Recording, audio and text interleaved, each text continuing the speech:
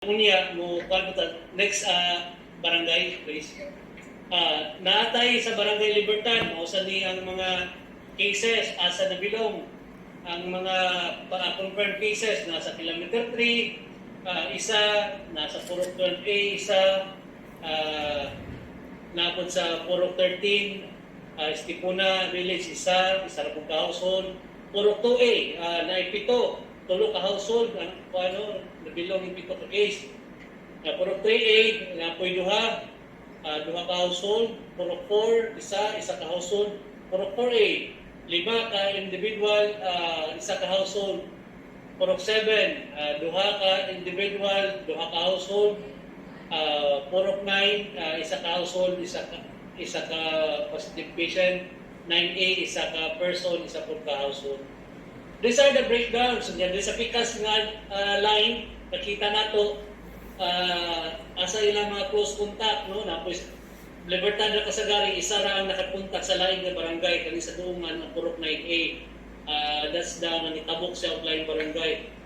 Kung nakita ninyo, kung sa importante ang individuals o families, later on, o mga household, kini pag tanaw na po din nato, saan na ito paghatag sa atong mga assistance later on, kung hindi na ito sila pag-household.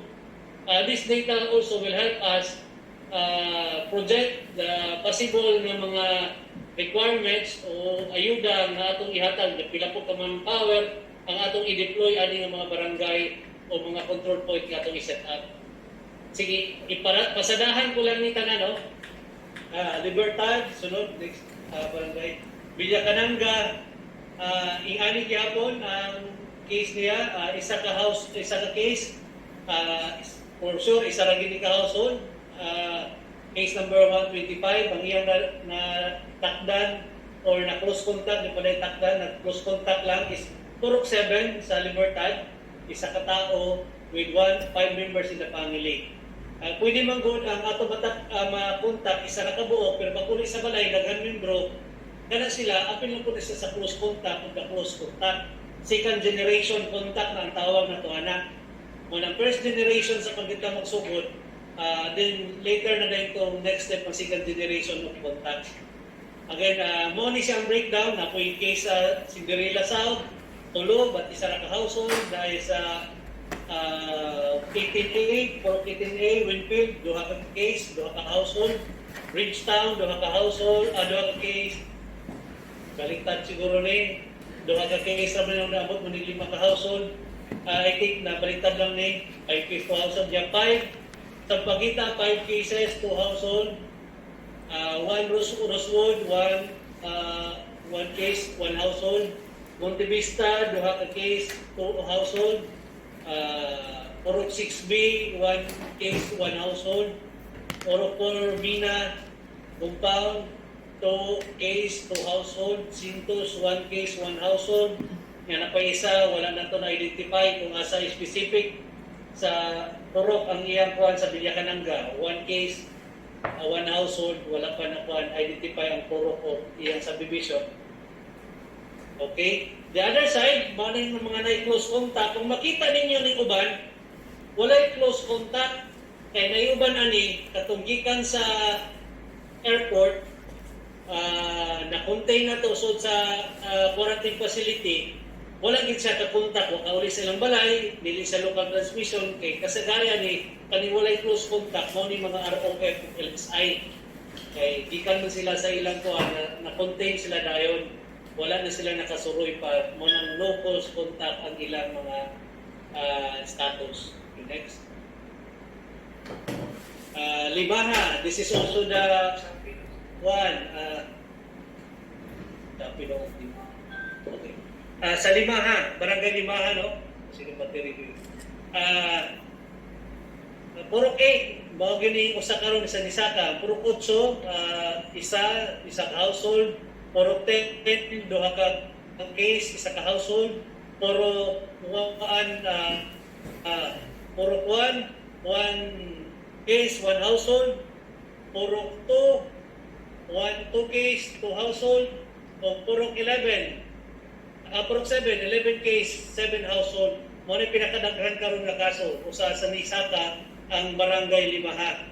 Kanin Purok City, doon ni sa merkado, na silang langihan na sa may doon sa Musque gani, mo nang area diha. Most of that persons ay namaligya po diha sa merkado. Ang connected ang ilang business, gaanaan sa merkado sa langihan. That's why surging ilang number, kada sa niya. There is the other side, isang ilang mga contacts, no? Mao na siya dire. Okay? Sige, next barangay. Barangay Ambago. Ang Barangay Ambago karon medyo declining from 20 plus positive cases. Presently is we only have 14 active cases in Barangay Ambago. Purok 1, 4 with 2 household. Purok 12, duha with 1 household.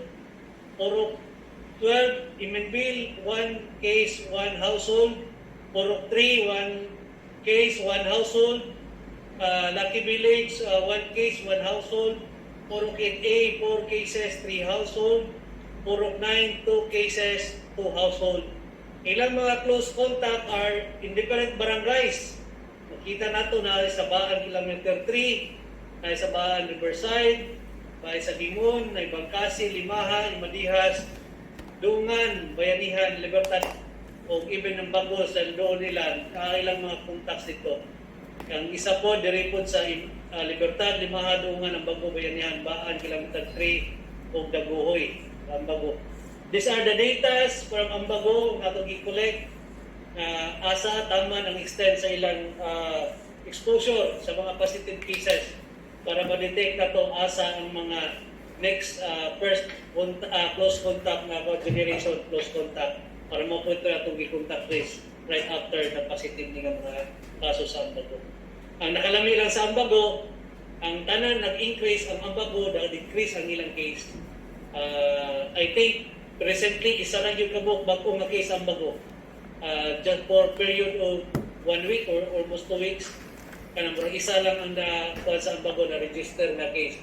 That's why medyo declining, daghan ang nag-graduate sa ila to recovered patient na. Okay, next. Duungan, this is also the data from Duungan. Data sa Purok 16, duha, isa ka household. Per Duungan, Purok 2, 3 cases, 3 household. Purok 15, 1 case, 1 household. Ram Ariola, 2 cases, 2 household. Purok 9 upper, 1 case, 1 household. Purok 3 upper, 1 case, 1 household. Purok 14, 1 case, 1 household. These are the case number nila, 151. Then, ang ilang mga members of the family, munang numbers, duha, 32. Ang ilang close contact, the other side of the data, barangay, ang na-infect nila, Daguhoy, Duungan lang, no? Wa kayo naka-adto og laing barangay ning ilang mga kuan, isa ra ka barangay ang na-contact ni aning mga positive case sa Duungan, ang barangay Daguhoy lang. Sige, next slide. Porpuyuhon, duha lang ka purok sa barangay Porpuyuhon ng nai cases. Pero taas kayo kay napulo na ang ilang case sa barangay Porpuyuhon. Most of these cases are murag related yapon sa merkado nga cases, no? Medyo ubay-ubay yun ang atong market-related nga cases. Kung makita ninyo sa Purok 8A, walo na, duha ra ka household, or 2 families lang ni. And also in Purok 10, duha ka cases, but duha ka household. Ang ilang mga close contact, dili pa nakuha ang mga details karon mo nagi ongoing pa pag-collect sa data sa City Health sa mga close contact ani portfolio na cases. Next slide. Ang San Vicente Sad, nasa sila yung mga cases na nag-arise karon recently. Naiduha ka case sa Purok 18A. Kanang wala dahil, kanang not-indicated ang Purok na duha, pero duha ka household. Ang Purok 18A sa Princess Homes, na duha ka case, duha ka household. Princess 5, tulo ka case, isa ka household. Purok 20, King Street, isa ka case, isa ka household. Princess 4, isa ka case, isa ka household. And ang ilang naka-close contact kani sa Princess Homes, taga-bansa. Purok 8, one close contact, 1 household, 6 members of the families. Okay, next slide.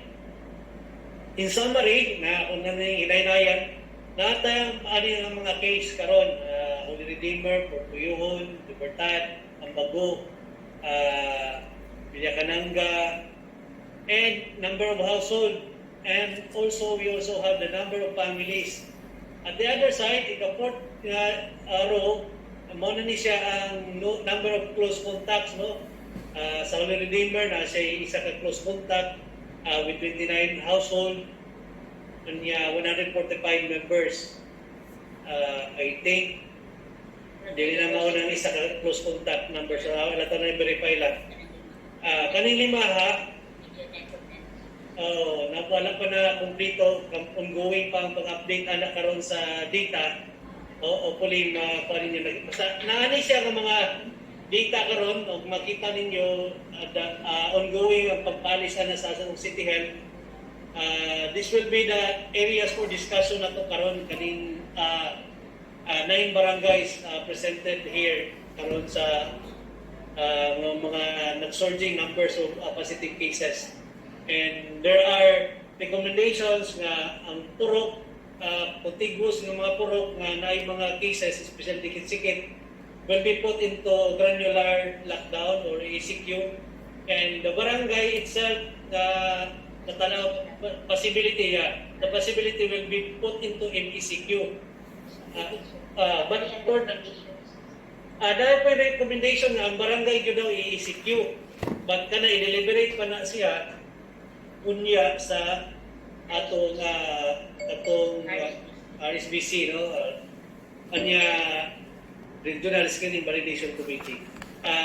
Ato lang ni kuan karon i-deliberate on sa mga suggestion, on sa mga comments from the respective agencies present here, on your concerns and your mga possible recommendation on those areas nga nakita na presenta mo karon nga unyang hapon in 4 o'clock mag-deliberation ang committee. Hopefully maka-join sad mo kung naging o mahimo ka hindi maka-join nun niya katuwan dire or pwede sad mo join akong i-ask ang committee to invite you during the deliberation para makahatag po tag inputs. Ang amo lang gikuan dire karon iunahan lang muna mo o kahatag og idea para during sa deliberation or inputs dili na kayo new to you what will going to happen in the kaning deliberation later sa committee, especially sa LTFRB kay pag na MCQ or ECQ area there might be a transport nga maapektuhan implication unya sa DTI kay atong mga negosyo diyang lugar o sa mga implication how can we do mitigating measures. Sa ato pong partner sa DSWD, how can we help in providing the needs aning mga apektuhan. Kini siya ng mga areas atong discussion karon, no? I think that ends my isa ka slide. Kani kung nakita niyo na yung nanay mga map, actually mo usa na sa gi-update karon sa atong team, naka-flat out na ginasya sa ano asa ang mga positive case kung kanang pula mo nang active case, ang kanang yellow mo nang mga recovered cases.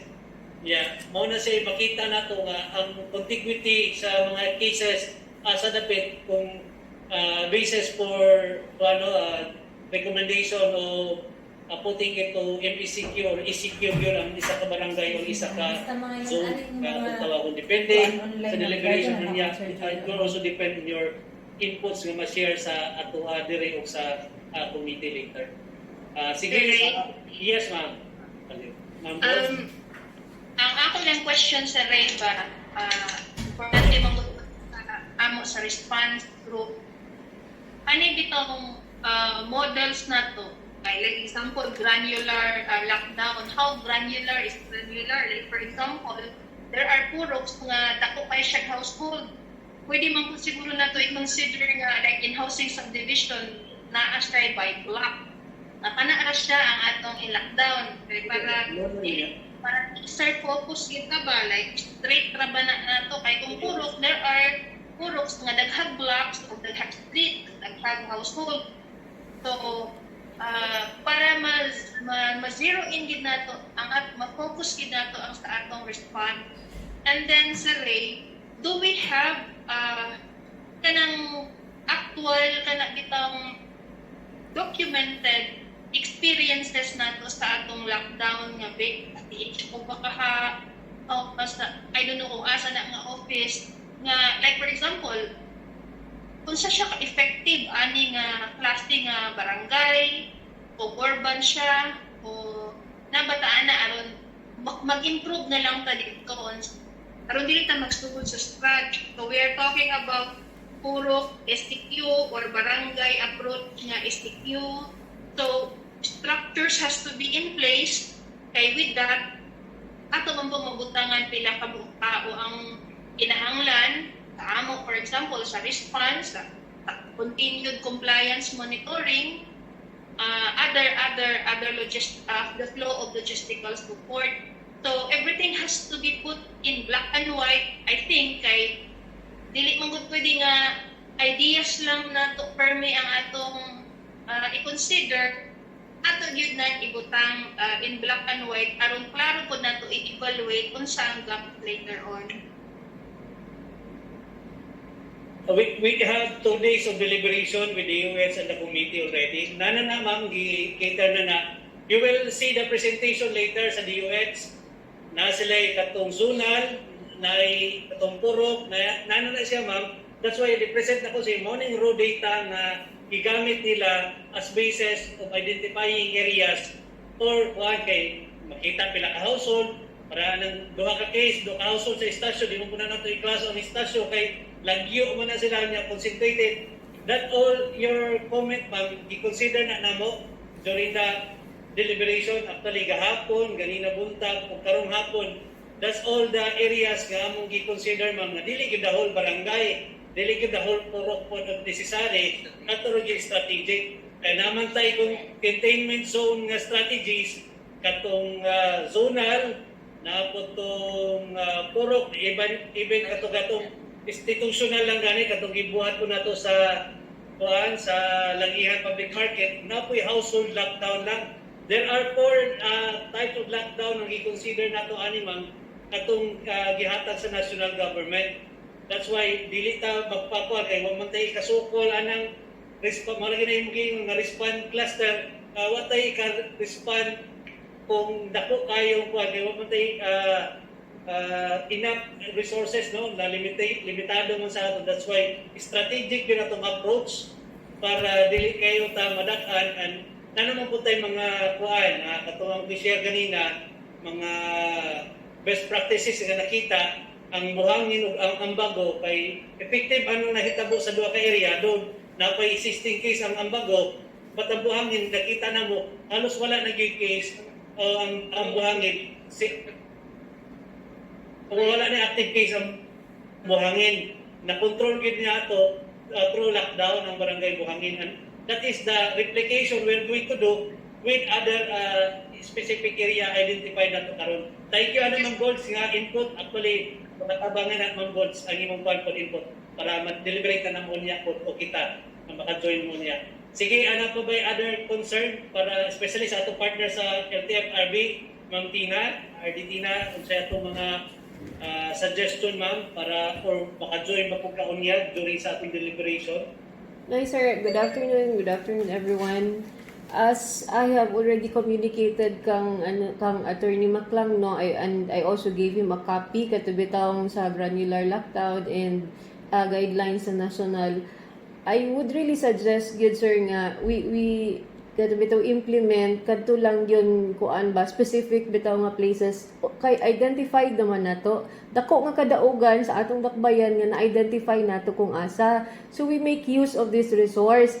Kay when we say nga i-ECQ nato ang the whole barangay or MECQ the whole barangay, the real MECQ is really the real ECQ is really a lockdown manggod, and then we do, as you have said earlier, we do not have the resources on that. Kay when we lock down the whole barangay, mangayo manggid na og ayuda, mangita manggid na sila og ayuda, and the consequence sa transportation mo manggid na siya sir nga wala gyud transportation nga mulabay mo pasudlon dinha sa mga lugar nga i-declare nga MECQ or ECQ for that matter. commendable gani na nahitabo sa ato sa Ambago, sa Buhangin. We did that already and it was proven already na mugamay gyud ang kaso if we implement that even a limited lockdown and really a hard lockdown ba nga. When we say katong tinuod gyud nga lockdown nga wala gyud pagawason, although of course kinahanglan gyud na siya og ayuda kung dili nato pagawason, no. This is why better gyud ang katong identified nga lockdown nga limited area kay gamay lang man ang hatagan natong ayuda compared sa katong dahol nga barangay or mas large nga portion sa atong population ang atong i-lockdown. And that is very impractical. Mo bitaw na ay gi-conceptualize ang atong national nga IATF nga katong mga containment, buffer and everything and mga guidelines unsaon nato pagpahigayon anang ingon ana nga klase nga lockdown, knowing na overstretched na gyud ang capacity or resources sa atong LGU. So aron dili kaayo maapektuhan no ang industry and transportation nga sector, no, I would highly suggest sa LGU to implement what you have implemented sa Ambago, which was really very effective, and katong siguro sa Buhangin also. So that's all, sir. Okay. Thank you, Ma'am Tina. Salamat sa imong input. That will really help, no, also the mobility of people nga dili gyud masuspend just what we have experienced before nga katong several barangay sa 14 to 1, there might be a suspension of transport in this area. Okay, ma'am, we'll take yan ang imong kuan. Salamat kay sa imong suggestion, Ma'am Tina. We do consider anang gid nga mga kuan imong mga recommendations.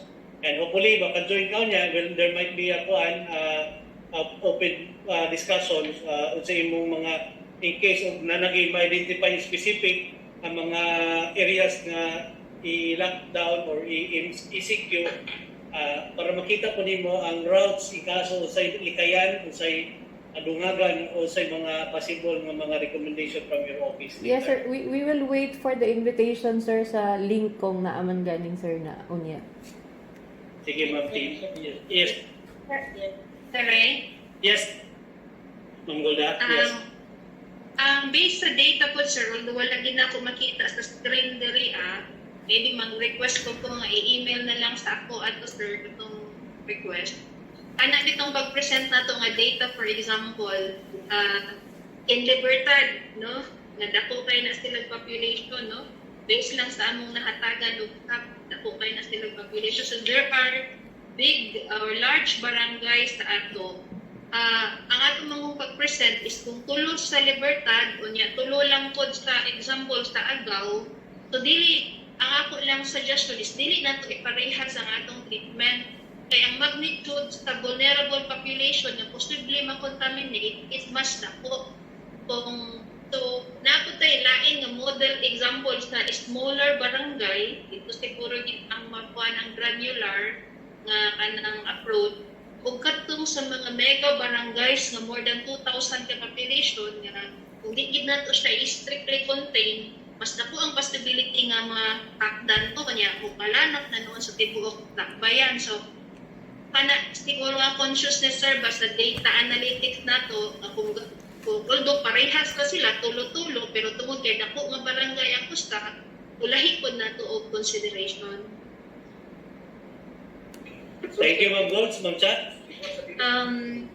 Well, kana ang atong recommendation karon pero later on tungod kay right now ang nag-create ta og small teams no from DOH and local government units na nag-prepare gid sa GIS map para ma-visualize gid nato ang locations o ang extent kung ato nang gingon no if we implement containment strategy according to Dr. Jer na kaginang buntag, depende gid siya sa kind of spread kay na unlike man gud sa Buhangin for example, concentrated siya into puroks. So dali kaayo ang iyang containment kay murag ang kung imong ipon ang 500 meter radius nga specified sa atong guidelines sa containment valley, medyo concentrated gid ta sa duha lang ka purok. But there are cases nato karon ang clusters of cases nato karon sometimes in one barangay naka-spread gid siya So, gi-finalize nila karon na nga mapa. Hopefully, dili gid mahitabo ang recommendation ni ACQ, but in event nga makita gid nato ang necessity of one barangay to be declared as ACQ, I think that is something that we need to be prepared. Kaya sa kanina manggod, DOH already identified some critical barangays. And I think strong ang recommendation nila na if ang spread, ang clustering aning atong infections is kanang dili gid bitaw, murag lisod gid bitaw nga tungod kay dili sila nagka-grupo-grupo, na ang possibility nga mas drastic action daw ang himuon. So let us just be prepared for that possibility. Pero ma-appreciate nato na later on kung makita nato sa visuals as they are now preparing. Thank you, Ma'am Cha. I think Sir better Ray? appreciate niya, no, kay nanay data, nanay visual, napagi analytics on this data ang ma-present. Gaya na buntag na naman, pero I think we're just only 50% kada kung data gani gahapon pa na karon gipalis pa na nila kanang mga data na to, our atong mga partners from City Health ng mga data ng mga gatherers, sa atong mga contact tracing, sa atong mga household ng mga katong data gathering. Ato dito karon, and I think much better ma-appreciate nato later for the discussion ang katong ilang presentation. Kay nakamap na gito, kung sa purok na igo, pila ka balay, kung sa kadugpol ang mga balay, including not only ang positive cases or ongoing cases, but the close contact of the ongoing cases mo nang appeal sa gipang plot, dili lang ang positive, appeal ang mga close contact, asa dapit ang mga lugar at mga close contact. I think that will be a better picture for us to see para mas kuano judgment mas accurate or more specific atong approach, especially kani sa business sector, no, mga brands at aglamidaan og heads up kay there will probably yung mga establishment or mga businesses will be affected during the declaration of granular lockdown or putting areas into MCQ. Ato lang makita para ma-inform po nato itong mga partners, business sector, sa ilang mga buhaton or measures or atong assistance mahatag sa ila para di po sila maapektuhan og dako for the next 14 days. Kaya nga itong gikuha ni recommend is 14 days nga MECQ or ECQ in respective barangays. Muna ikuhan karon, Ma'am Bryce, mga sa imong input para sa city pod nga aspect mo kung kuhan matanawan unsa po yung matabang or mabuhat para ma-mitigate nato ang impact sa pag-MECQ o ECQ sa isa ka areas nga identified. Ma'am Bryce? Yeah, may hapon sa tanan. May hapon, Ma'am Brenda. So for the past nga mga atong decisions on the quarantine levels, we're happy in behalf sa business sector. Kaya maganda ni atras, right? Even if nagbalik tayo at ECQ, nag-ECQ. When we open up katong the 4 categories sa business, wag kita ni atras. But right now, of course, makasabot me because of the katong rising number of cases. I'm sure ang whatever the decision as far as kanang sa pag-restrict, no, whether really lockdown or automatic siya self-limiting sa negosyo. So I think ang ako lang pangutanan siguro, which is napangutanan ko, if we identify katong i-lockdown ng areas, are we also restricting, halimbawa, delivery services na itong mga areas? Because for the past months, up to rate halos tanan atong mga businesses for delivery, no? Pick up, delivery, online na selling. So more or less, naka-adjust na sila gamay. But lahi na pinag-istorya ka nang dili sila kasulod atong mga like sa Libertad, if may lockdown in the birthday, the delivery services will be going into the areas. Muna isa kapamutan. Next point is, gitanaw na ako ang difference mo MECQ except for category 4, which is katong entertainment and the barbershops and salons nga atong gi-allow na because ato siyang gibutang sa category 3, di na pud siya allowed. But ang mag-monitor mo gud ani is the city government, no, the BPLB. So I think it will be, pangutanan ako is there enough manpower kung ato gini-enforce.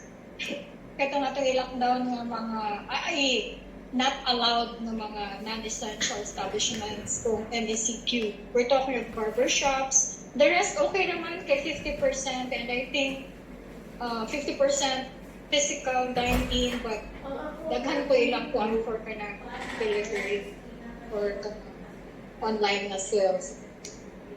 But as katong yun ni Mr. Ray, of course we will, as soon as magawas ang decision, then we will also spread the word no, among our business groups. I'm sure they will understand na kinahanglan gid ta mo balance sa gihapon because kita lang po tanan affected. I'm sure atong mga businessmen were also thinking of their workers, their own families. Okay na siguro sila. So long as we just hope nga the other side, dito sa atong who's handling katong sa medical, kung ano ganato nila, our response. Now, let's produce the result that we envision, lockdown, and then really curtail the cases after 14 days. Thank you, Ma'am. That's really what we wanted to do, to really lessen the numbers through lockdown or granular lockdown. And also for the business sector to understand the measures we did to do kay nalagi man uban gyud nga lisod po pasagton, pero we understand affected po nilang livelihood. That's why we really need to understand them also, but we muabot mo kita nga mag-meet halfway ta for health and economic. That's why understanding for both sides should be there, no? Nakakita siya. Salamat, Ma'am Brenda. I know you've been open-minded in this area. Ang patabang lang ni-explain when it comes to atong business sector kay ikaw man po na ilang dagpanan as DTI kuha sa Butol City and the province of Agusan del Norte. There might be issues na paabot sa imo. At least karon pa lang, heads up na ka sa mga possible happenings in the near days to come. Wali ang implementation target ani is September 10. Effectivity date. No? Again, this will be a good time for us na nag-discuss at least heads up lang daan in case of mag-implement na niya at least at the same time na po-impose nga nahatag ato mga stakeholders. Right. Yes, Ma'am Gold. Naabay ka na bitong klaro nga detailing sa admin of logistical support per type of granular lockdown, if ever, like atong sa buhangin, unsa man ang sa manpower requirement, response requirement, aron per type of granular lockdown or unsa ba na ang arrangement, ready pod ang mga response providers kay para dili na to maglisod kay September 10 na ba di ay kahat na to maka-advance na taog pangita o paagi para ma-facilitate. And then, patong concern ko ni Ma'am Brenda, I don't know, this is just for my personal lang siguro nga, Ma'am Brenda, nga need not stop man siguro in delivering or ang kanang economic activities kay although lockdown sila, kasi pwede na ito ma-consider nga na-pick up areas, i-authorize lang ang pick up then mo deliver dito sa households. Kaya whether we like it or not, naman yung mga households na arangan, yan, apektado sila sa lockdown, pwede sila mag-order online or mga food requirement nila, whatever. So, pwede gid na pick up point lang at hindi sila mag-load. So, economic activities need not stop totally, although naka-lockdown ang tiningang mga area. Ma'am Gold, actually, gwapo sa name suggestion, but that's what we did in Barangay Buhangin. Na yung mga control points o na yung mga delivery kay para ng tubig, essential mo kayo na tubig, pagkaon. Nagit sila i-control point where get their essentials, no, nga dili man makasulod sa area dito na sa control point diyan na sila runner nya kada kimo kikuan ng goals nga mga tao nga kan we already meet with our Philippine Army. Sila ang magban sa mga control points. Their report personnel is very willing naman to niya. Na meeting ang pala sa meeting gahapon with the task force sa Screen and Validation Committee. They are part of the committee. They will provide the necessary manpower nga sa granular lockdown nato nga mga kipang-identify.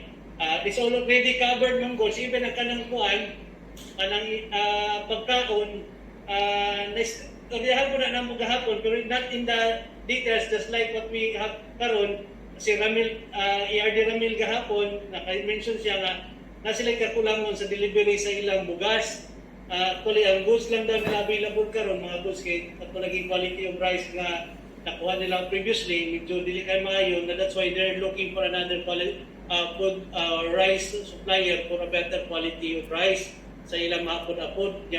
Muna, one of the thing anong na ang DSWD karon nung ikaw Ma'am Goals, to situate nga mag-prepare na to ahead sa Wapay 10 at kung natay mga panginahanglanon nga mga items nga para in support of the ECQ or granular lockdown, mag-prepare na to as early as now. Actually, ang September 10 is very late because every day nagataas ang kaso is very important for us, but mungkin i-consider na mo ang days ka in preparation, especially for ayuda, pag-set up sa manpower, who will man the control point, most of them mong i-consider. That's why they decide me 10. We could not go beyond 10.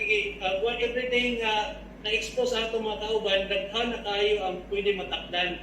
That's why ang among nakita nga realistic makastart na the soonest is ang 10 yun niya kana ato yung i-prepare na ahead karon sa iba prepare sa atong team mga possible provision for assistance sa mga affected areas nga ma-declare nga ECQ or MECQ, maybe kung naman galing na kinahanglan ng mga manpower or not only kanang food packs nga needed nato para ma-implement nato o maayo ang atong mga quarantine protocols na iset ani nga mga areas.